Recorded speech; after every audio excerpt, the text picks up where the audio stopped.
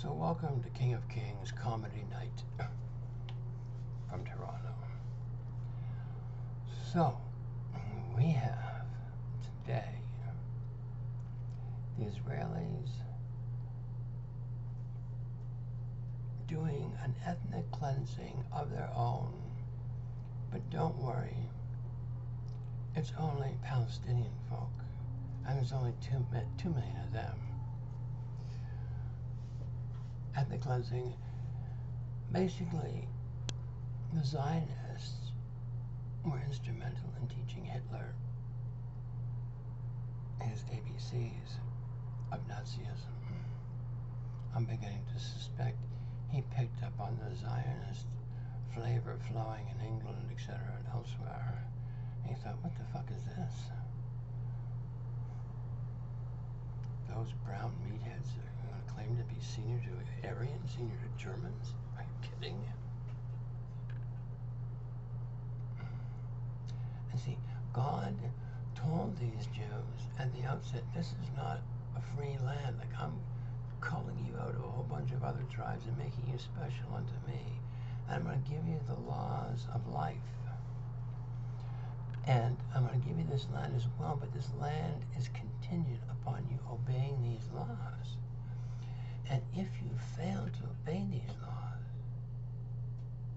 all of them, you will be destroyed in the land.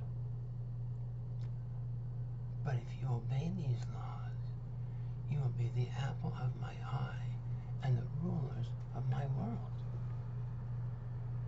All the nations will come to you, flock to you for advice, wisdom, because you'll be the only ones with any provable wisdom, that is.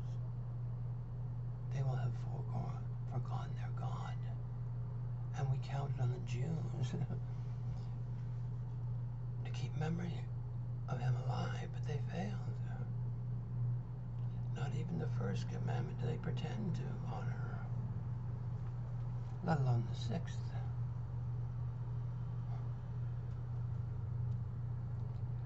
You know, covet not thy neighbor's goods, nor his manservant, his wife, his mule, or anything else of your neighbor's. The Zionists have been doing it since the time of Jacob. That's about 4,000 years ago. We're just recovering from the last flood. Humanity's learning their ABCs and learning about civilization and how to grow crops and hunt for gold and all kinds of things. And then God decided to create a tribe, set a tribe aside out of these foundlings to, to be his jewel of creation, and instead they've turned to shame him. Now, if you're a God, you're supposed to be smart enough to know that's going to happen before it does, don't you think?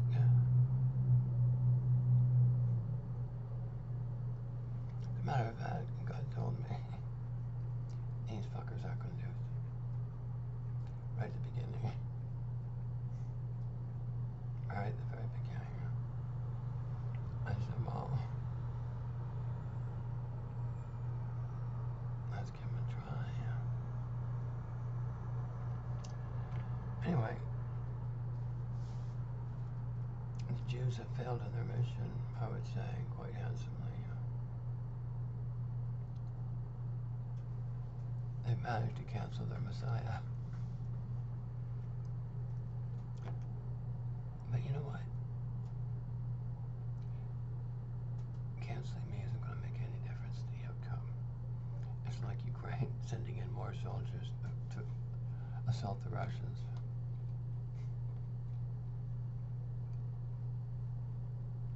You know, the problem is they're all my kids.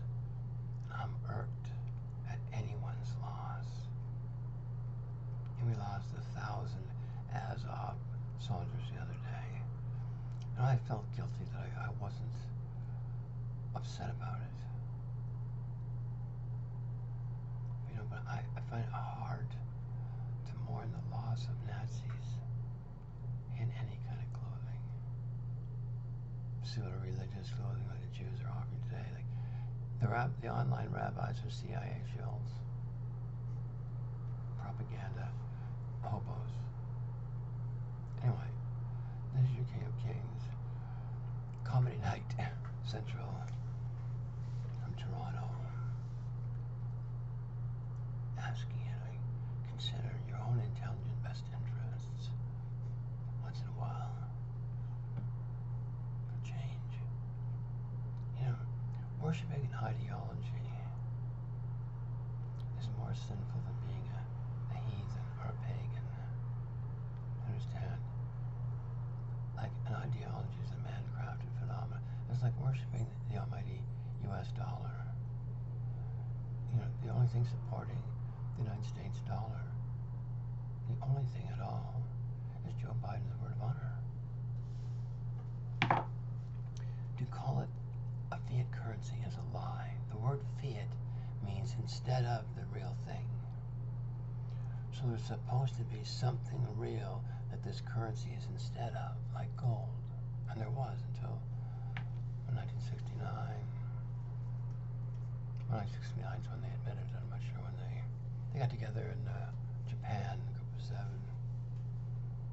industrialized nations. They had a convention there, a summit there, and then it was disclosed that, you know, we're printing a little bit more currency than we have gold for, and I guess so were we, because we're in about this. So they came up with some mathematical formula to patch together some kind of pretense at value for the currencies. And everything they do is in support of this illusion. But there's been no value in your currency since 1970. 69, 70, really. 68, probably. They had to do that to pay for the Vietnam War. The war is, the United States has got a stupid idea. They think war is profitable. War is only profitable if you've got a mooch to steal from. Like the U.S. military has, my kids, my USA citizens, 30% of everything the U.S. government takes in is spent on military, and another 30% is going to be spent on interest very shortly.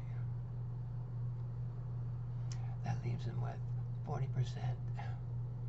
on what they take in to pay all your salaries, all your pensions, all your medical bills, you know, whatever, you know, military medical bills, etc. Not only that, but infrastructure, which is sadly lacking in the United States. China's building it way better infrastructure in Nepal than exists in the United States. Why is that? Like, China is seeking to add everywhere she goes. So is Russia. Russia doesn't want to conquer anybody. You know, Russia wants to protect Russians. Period. And do business with everybody else. That's all she wants. Nothing else. Same with China. You want to believe boys can have babies? You're welcome to it. Just keep it to yourselves. How's about enough comedy from your king for tonight? Can we say this? The only reason my adversary's loss concerns me at all is because no matter how perverted they are, no matter how sick and twisted, they belong to me. I have no place to send them back to.